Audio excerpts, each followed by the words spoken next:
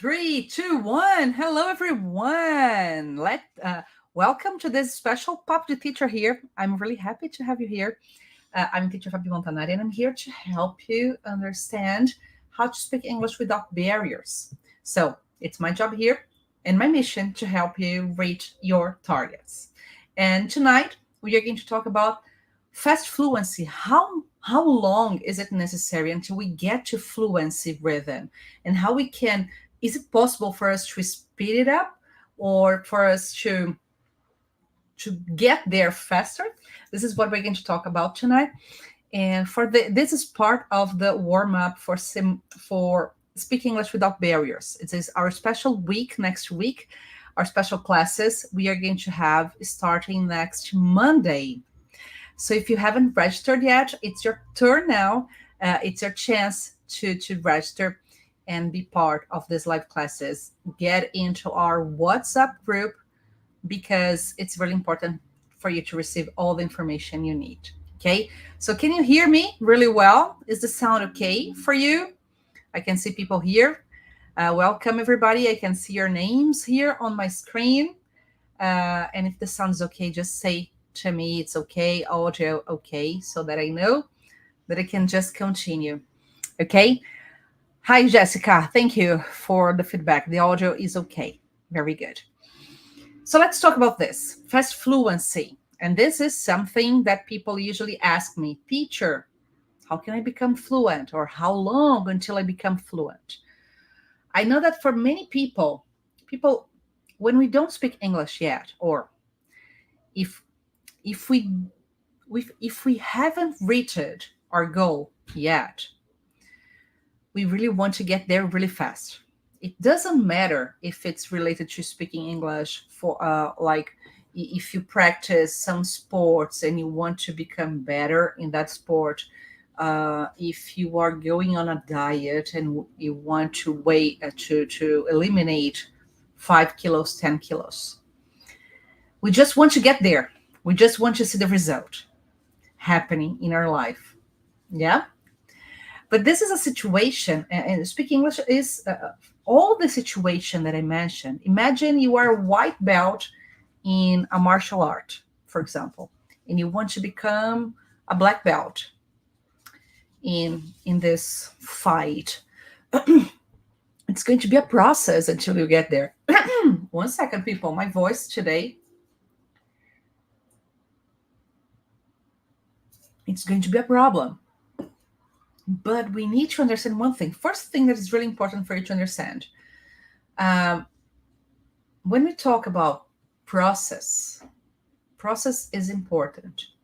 But the process needs to be based on a method. Do you have a method to get to the goal you want to reach?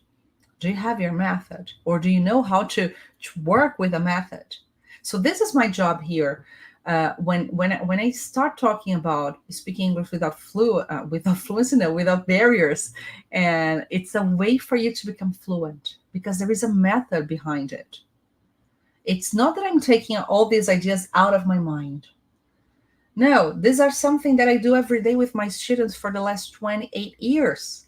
I've been teaching for 28 years now. Maybe some of you weren't even born 28 years ago. And now you are here joining me in this talk for you to understand how to become fluent and how to become fluent fast. But there are two things here that you need to consider. Can I continue speaking in English? I like speaking English, but I just want to make sure, I just need to make sure that you get what I'm talking to you. Okay, you get the idea. Otherwise, I will be talking to the walls, and I don't want that. I want to talk to you and make the message reach you. Make it make sense for you in English. Okay? So what happens here? When we talk about fluency, what is fluency? First, fluency is our ability to have like a flowing conversation. Flowing, like a river flowing. Fluency is related to that. Okay. Andrea, you said, I understand almost nothing. You don't understand? I will speak slower. Okay. I will slow down, and sometimes maybe I will use Portuguese for you to understand. First topic, fluency is to have a conversation flowing. And how do you have a conversation flowing? Using simple structures with clear messages. You always need to understand that compared to Portuguese, your ability to speak English is always going to be lower than your ability to speak your mother language. And it's okay. I told you this week, if you joined me in the other lives, I told you that one of the biggest problems is that you have like this level of proficiency in English, in Portuguese, and you want to start English with the same level of proficiency. And then you get stuck because things don't happen the way you wanted. Okay? So you need to understand that. You need to understand that you have to go some steps lower and speak English, like in a slower path. You need to speak English with simple structures, clear message. All of this is part of your fluency. For you to understand, let's imagine, let's bring this to a situation that we all have been through at the beginning, at least. Okay, when you were at school and you had to give a presentation, like you had a presentation about your history research. You studied about the history of Brazil, and you have like a seminar to present it to your teacher on like Brazilian independence, for example. If you are like 12, 13, 14 years old, you're going to speak. You are fluent in Portuguese. A teenager is fluent in Portuguese. But when you go to the presentation, you know, and you have some limitations in that presentation. The number of vocabulary, different vocabulary, the way you present things, your confidence. Okay, now let's say that a few years later, you have to give a presentation on something in your university, your final task, TCC. So compared to a teenager giving a presentation in class, TCC, your final assignment in English is going to be better than it was compared to when you were a teenager. Okay? Right? And now let's move a few years later. Imagine you finished university and you finished your master degree. And you are going to give a presentation for your final assignment in your master degree. The level of vocabulary, confidence, the way you are going to study and present things to your teachers or to the participants in the seminar is going to be different. So this is what happens in your communication in English as well. What I see most often is that people want to give a presentation or have a conversation in the way a master in history talks about the history of Brazil, but you are a teenager in your speaking yet. You don't have all the vocabulary. You don't have all the basis to speak like that. You see, is it easier for you to see things when I put them this way? So this is something that you need to consider in your speaking and in your fluency, right? So this is the first point you need to consider. When you understand that fluency is this, and remember what I always say, fluency over perfection. Having a flowing conversation, it doesn't mean that it's going to be perfect, grammatically speaking, or with all the best vocabulary in the world. We are going to forget words, or maybe we are going to not know some words. Sometimes we simply don't know the words that we need to say. It happens to me, it happens to everybody. When we are having conversations, for example, among the teachers, we have a group of teachers. At Countdown, I'm one of the teachers, but we have other teachers. And when we're having our meetings, it's often that one of us forget one word, or even we don't know some word, and then everybody helps. The problem is not knowing the word. The problem is not knowing how to learn new things faster. So fluency is more related to being independent, being an independent learner and speaker, than knowing everything. You need to know the techniques and the ways to get out of difficult situations in English. It doesn't mean you're going to know everything. Okay? But is it clear now? Or do you want me to repeat it in Portuguese? If I gave you a test at the end of this talk today, a surprise test, would you be able to answer what I'm saying? Yes or no? Be honest. Yes, Josie said yes. Very good, Josie. This is important, okay, for you to understand what I'm saying. So fluency is related to that. With that being said, we need to understand that, of course, fluency is related to time of study. How much time can you dedicate to study English? I don't believe at all, and I've been a teacher for 28 years, and I have friends who have been teaching for over 20 years. I don't believe in overnight success in speaking English. Getting fluent at the top level with the minimum effort for you to be there. I told you earlier this week. I don't believe that. I believe that you can be fluent in a shorter time if you have dedication, commitment, direction, and the right practice in the right time. All of these are important for you to become fluent. And then in this way, you can tell me, Fabi, can I become fluent just by watching movies in English and by listening to songs and understanding what they say? Very few people will. But most people need some guidance, need some people to lead them to fluency. And this is what I've been doing. All our methodology and the method we use to develop the courses are based on this, on helping the students become independent.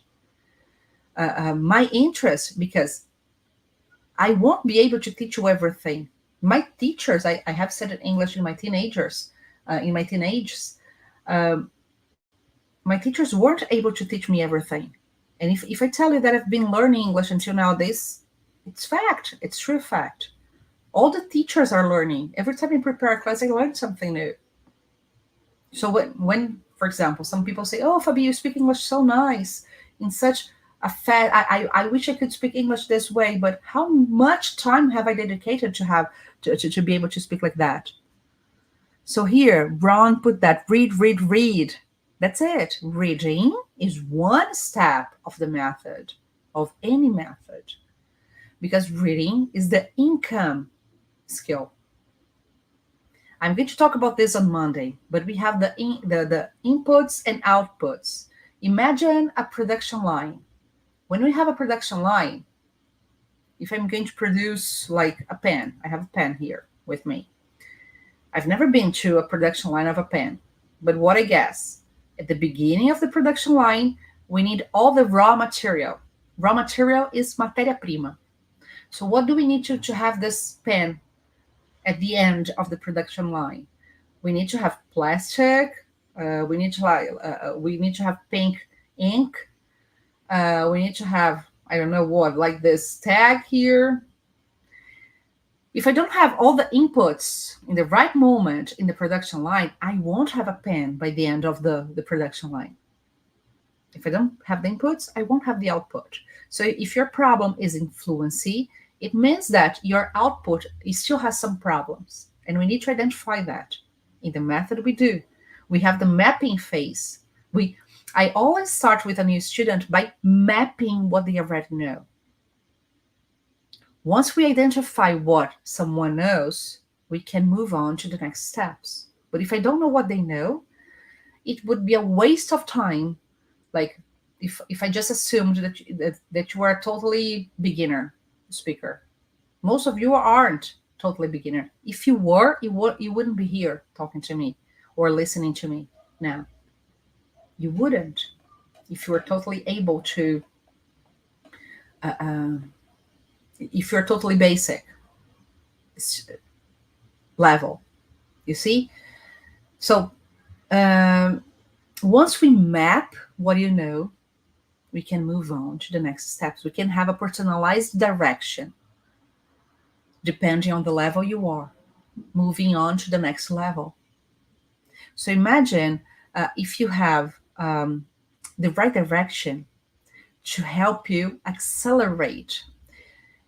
I remember one day I told a student she wanted to become fluent in 1 year.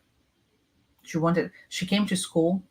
I had like a physical school, okay, like normal English school. It's not that now it's not normal, but you understood me. She came to me and said, okay, I want to become fluent. She was a doctor. I think she was like a skin doctor, or I think she was eye doctor. Yes, she was an eye doctor. And so, okay, I'm going to participate in. I want to start participating in some congress outside Brazil, and I need to be fluent in 1 year. Okay, then can we become fluent in 1 year? Yes, but depending on the level you are going to need more time studying. Oh no, I just have 1 hour per week to study. And then I said, okay, I won't help you with that. Oh, but can we start with one class? That no. In that case, I didn't let her become my student in that case, because I told her, if you have only 1 hour per week and you want to become fluent in 1 year, I know that mathematically this account doesn't match. And by the end of 1 year, you are going to say, oh, I studied with that teacher for 1 year and I didn't learn anything. You are not going to say to people that you have studied 1 hour per week during 1 year. Only 1 hour. You are not going to say that. You're going to say that you studied English for 1 year and you didn't learn. Have I helped people becoming fluent in basic levels? And we can become fluent in different levels. The way I explained, like a teenager giving a presentation on Brazilian history to his teacher when when they are 13, 14, or 15 years old is different from a student of history, a graduation student of history giving a presentation on Brazilian history. And it's different from the one that goes over a master degree in history. So you understand, we are going to be able to talk deeper about some issues that in basic levels we aren't. And it's okay. But you are going to say that a teenager is not fluent in Portuguese. Yes, they are, but with limitations. So I remember once I had a student, he was like a physiotherapist. He started having classes with me, and he had two classes per week, but very dedicated. He did everything that I asked them to do during the days that he didn't have classes. And after 1 year, I just talked to him in English. And he was my physiotherapist. By the time I was doing something called RPG. I don't know how to say that in English. But, you know, Reestruturação Postural Global. In Portuguese, it means that. And I was having some sessions with him, and he started having classes with me. By the end of right after a few months, we started speaking English all the time. I knew that he had limitations to express everything he wanted, but he didn't ran away from what he could say. So mapping at the beginning, this is part of my method, and I'm going to explain better on Monday, on this class on Monday. You are going to understand that. So it's necessary. Some international standards, for example, Common European Framework of Reference. Do you know what the Common European Framework of Reference is? It's, in Portuguese, it's called Quadro Comum Europeu. It's an international standard to level your skills in a foreign language like English, Portuguese, French, Italian, all the European languages. And according to this standard, not made by me, but there they recommend that from each level, from A1, all the levels in Common European Framework of Reference, we have C1, A1, A2, the basic levels, B1, B2, the intermediate levels, C1, C2, the advanced, proficient levels. And for you to move on from one method, from one level to the other, in a consistent way, you need to dedicate around 100 hours to 120 hours of studies related to the topics. Teacher, 100 hours per level? It means that I need 700 hours until I become fluent. Yes. Do you think it's that too much? If you have, for example, in the course, do you think you can study 1 hour per day for only 8 weeks? Then you have around 56 hours already, only in 8 weeks. If you study 2 hours per day, you're going to have like 120 hours in 8 weeks. And then in this miracle, I believe, I always say that this is not the miracle department. Depending on what you want, this is not the miracle department, and I won't be able to help you. But if you want to have the direction, practice, feedback, and everything that combined, they are part of the method that's going to lead you to the fluency, I can help you with that.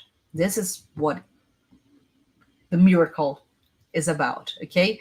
I'm not saying like I want to become fluent in the next year and I want to study 1 hour per day or per week. I said, okay, I'm sorry. This is not the miracle department in this case, okay? So you need to understand that, how much time you can dedicate, and this is math, just math.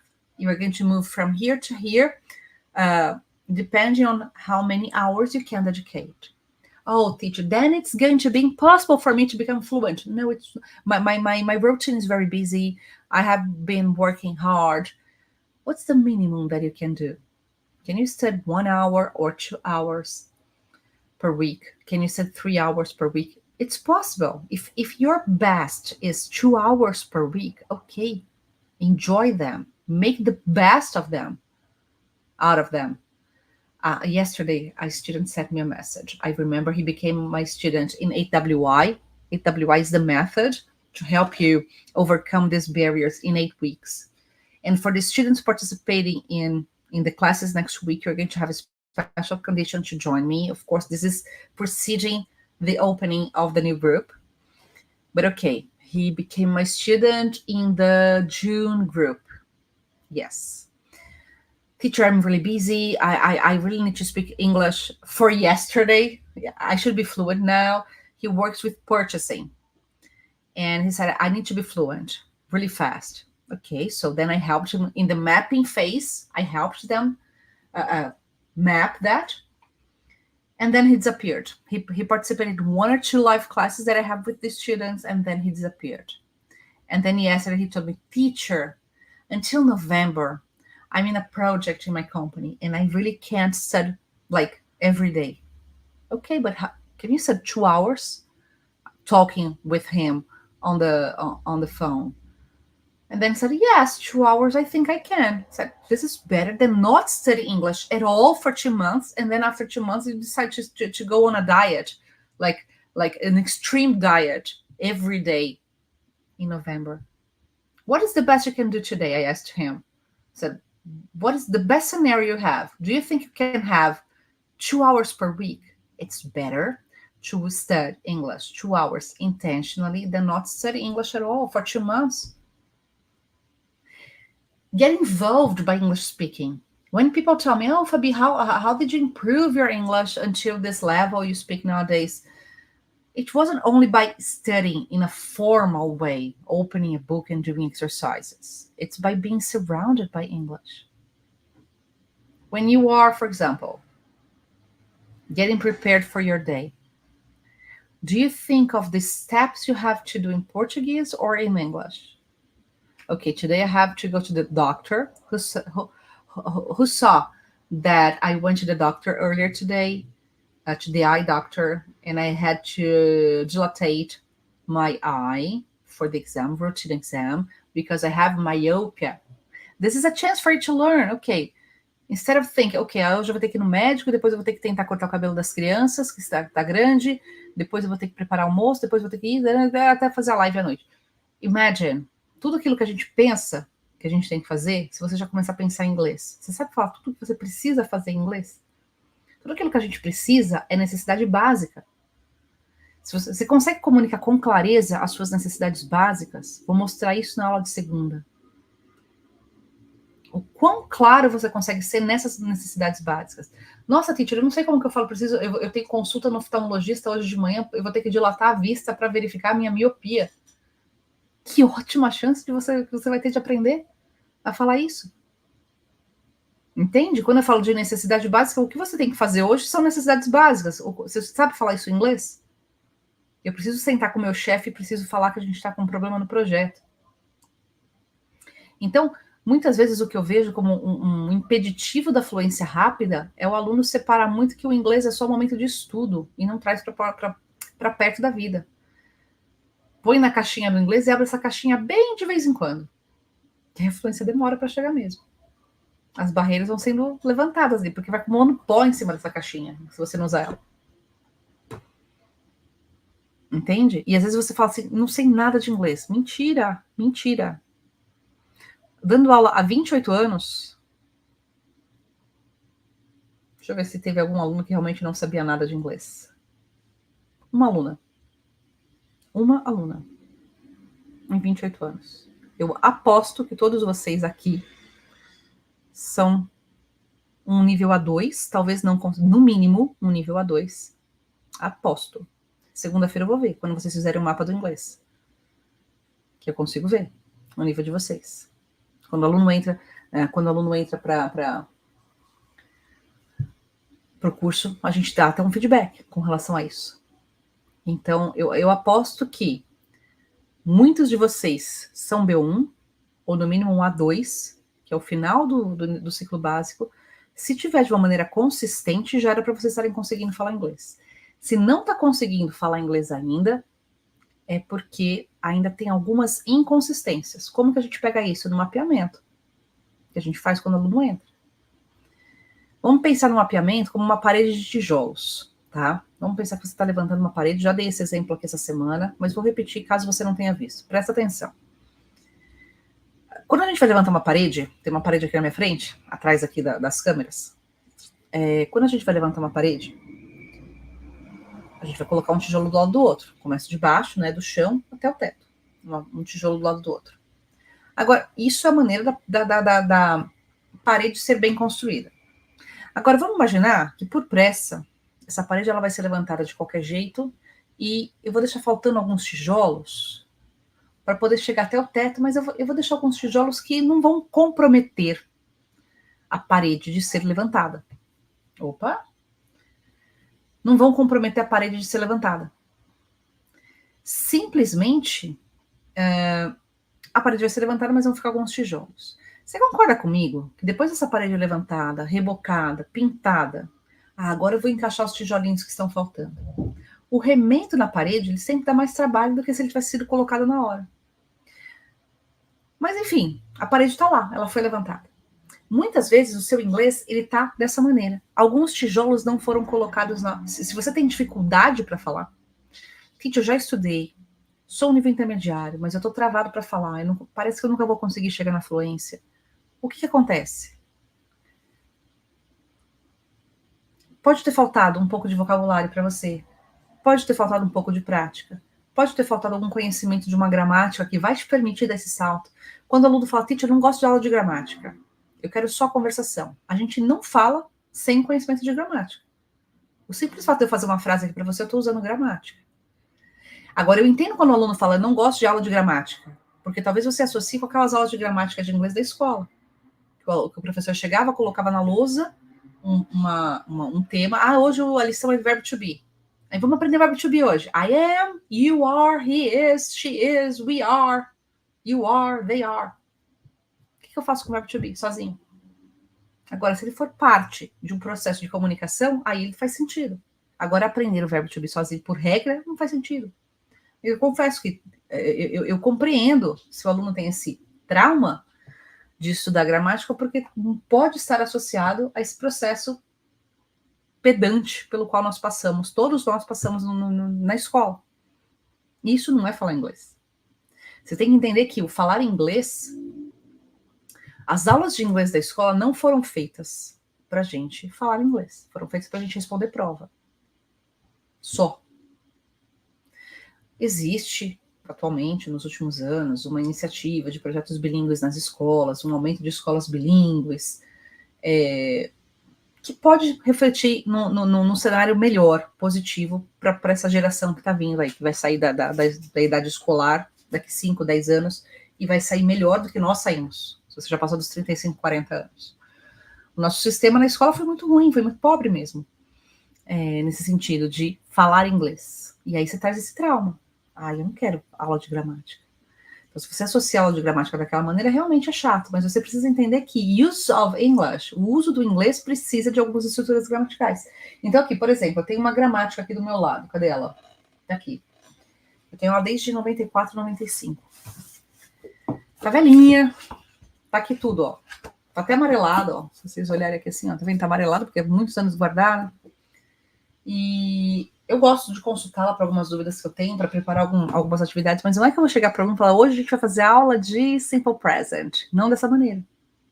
A gente vai estudar um tema que para a gente poder se expressar dentro desse tema, o Simple Present é necessário. Então a gente inverte, a gente parte da abordagem da comunicação, não do conteúdo gramatical.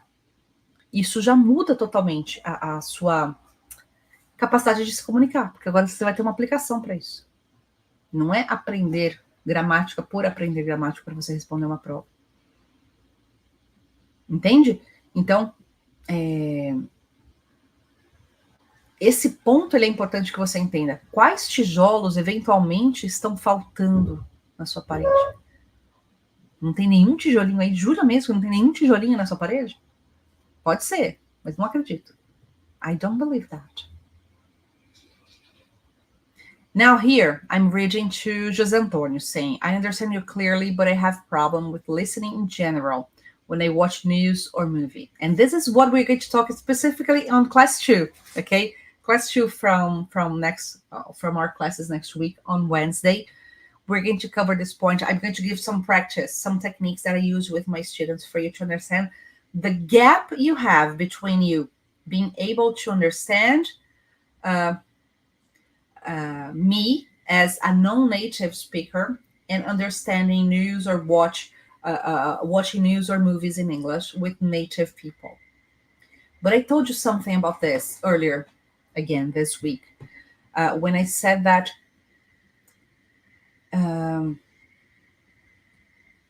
native people sometimes use local, regional expressions. I don't know where you're from, José Antonio. I don't know if you're from São Paulo or from some people, somewhere different in Brazil. But we have regional accents. We have regional expressions, idioms. And for example, something's really clear. Some situation that happened to me. I'm from São Paulo, okay, from Great São Paulo area. I was born and raised here. And okay for me. One thing that happened, there is a video on Instagram, and I think it's on YouTube too. my video, teaching the expression every now and then. Every now and then. What does it mean? Who has seen this video? I think from all the videos that I published, this is the top one seen, the most seen video that I have on Instagram. And I translated that as vira e mexe. Essa é uma situação que, por exemplo, pode estar acontecendo. Por que você, de repente, tem dificuldade para entender notícias ou filmes? Porque pode estar ligado a sotaque local, expressão local, que nem todo mundo entende. Então, o every now and then, para mim, mostrou uma coisa muito clara que em português também, ninguém está se sentindo menos fluente em português porque não entendeu a expressão que eu usei. Por quê? Naquele vídeo, se você for, ele está até pinado, ele está ali marcado em destaque nos nossos Reels dentro do Instagram. Eu explico que é every now and then, com a tradução que eu pus ali é vira e mexe. E dei alguns exemplos, vira e mexe eu faço isso. Choveu de gente falando assim, vira e mexe, não é de vez em quando? E é sim, de vez em quando é. Mas eu falo vira e mexe porque aqui na minha região se fala vira e mexe. Percebi que não é no Brasil inteiro que se usa essa expressão vira e mexe. E para mim era transparente falar vira e mexe. A maioria das pessoas entenderam. A maioria não, todo mundo comentou ali, falou, nossa, eu não conhecia vira e mexe, mas é a mesma coisa que de vez em quando, né, teacher? É. Ok. De vez em quando. Então, às vezes a gente se cobra por não entender um nativo, mas a gente não está levando em consideração que, de repente, às vezes tem um sotaque regional muito forte, muito carregado e que complica um pouco a nossa comunicação. Se a pessoa fala rápido, se ela não tem uma boa dicção, se ela não fala direito, mas a gente acaba puxando toda a culpa para o nosso ombro, fala, nossa, cara, eu não consigo entender nada. Então, vamos avaliar isso daí. Claro que, entendendo alguns exercícios, algumas técnicas de relação letra e som, entendendo alguns pontos relacionados a linking sounds, como que os sons se ligam. Quer ver um exemplo? Vou até antecipar, é da aula 2, a gente vai ver isso na quarta-feira. Mas em português você não...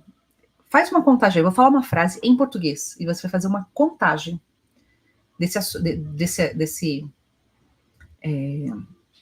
do número de palavras, da frase que eu vou falar. Quero que você faça uma contagem do número de palavras que eu vou falar, dessa frase em português. Eu quero uma casa branca e alta. Eu quero uma casa branca e alta. Quantas palavras tem aí? Eu quero uma casa branca e alta. 8, certo? Eu quero uma casa branca e alta. 7. Eu contei 7, mas falei 8. 7. Mas eu falo, eu quero uma, falei junto. Eu quero uma, eu juntei. Uma casa branquialta. Casa branquialta. Eu juntei 3 palavras em uma só. Branquialta. Mas para você, não teve problema. Tenho certeza que você entendeu que é branca e alta. Quando a gente está falando inglês, a gente vai pegar as palavras isoladas e vai falar branca e alta. E aí que parece que dá dificuldade para entender, porque se o nativo falar um branca e alta na velocidade normal, você não vai entender, a não ser que você tenha preparo para isso, que é o que eu dou dentro do Fluência and Rhythm. Te ajuda a entender onde você está. E a partir daí você vai ter a praticar aquilo que for necessário. Ok? Clear? Are we done with this topic? Do you have any questions? So, people, if you have no further questions, I don't know if you have put something here. Let me come back. 20 questions. If you have questions, people, I haven't seen, okay? Here, let me see. If I have a mix of materials, do you think that I get to speak English? It depends on the mix of materials you have. I don't know what materials you have, but it's important to work on the quality of these materials, on the focus of them, the intention of them, okay? So this is important. Eduardo, encantado com a sua pronúncia fluida, compreensiva, didática, parabéns. Very good, thank you so much. Thanks for this feedback. It's really good to have that. And this is what I'm going to teach you during the classes next week, Speak English Without Barriers, okay? Brown said, my suggestion, read. I read scripts every day, and even though English was my first language, there are always words that I'm not familiar with. My 2 cents. Very good. Very good contribution to that. Have we covered all the questions here? I think so. So people, Monday, 8 p.m., we have our first class. I want to see everybody here with me live. Get a pen, a paper, and pencil. Be prepared. And be with me on Monday evening. You are not going to regret. It's going to be a game changer for your fluency journey. Okay? So that's it, people. Have a great weekend, and I'll see you on Monday. Bye-bye.